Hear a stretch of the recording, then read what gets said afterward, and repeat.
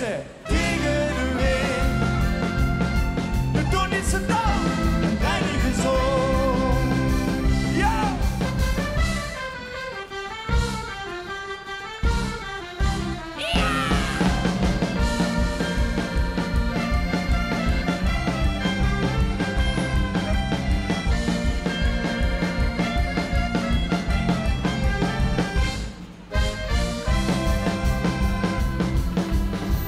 Zeg nu zelf wat is fijner om te maken.